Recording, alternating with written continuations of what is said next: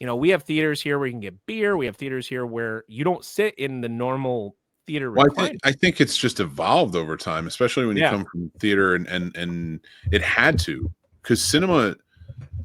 I honestly, I think first of all, the mark that really hit where cinema, two things really kind of set the downward angle, and then it was sort of saved in the 90s and then just kind of kept going. They went the wrong direction after Star Wars came out, Phantom Menace. But the birth of the blockbuster, and I'm not talking about Psycho, I'm talking about, or even Exorcist, I'm talking about really Jaws, which was that summer blockbuster. I'll give you that. I'll give you that credit. Yep. But there was still a desire for coming out of that was midway through the 70s, and it was still a dark time for the 70s, but there was still a desire for stories more than just spectacle. But as we get into the 80s, which is the second part of this, in my opinion, that really kind of started that downward trend, is the 80s is filled with nothing but spectacle. Every movie is spectacle. There's in every 80s movie, and listen, Back to the Future is my favorite movie of all time.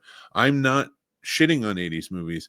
I'm just saying in every 80s movie, there's far less substance than any other decade in terms of movies. It is. It's very forward. I'll say that. And the second closest to that I've seen is probably the last 10 years. And it's been building over the last 20, 25 years. The 90s hit with an indie boom. It did. Yep. And the good ones stuck around. Some of the ones other kind of fell under and still do some low budget or don't do it anymore.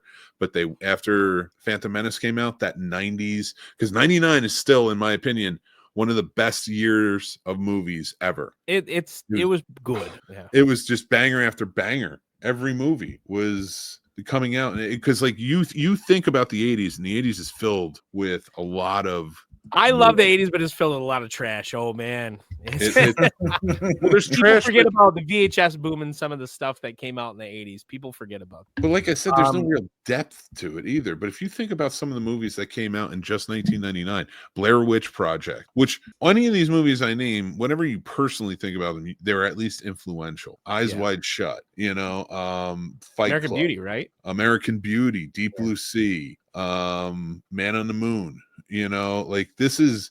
And these are just some, and as I'm going through, I'm like, there's some I'm not even.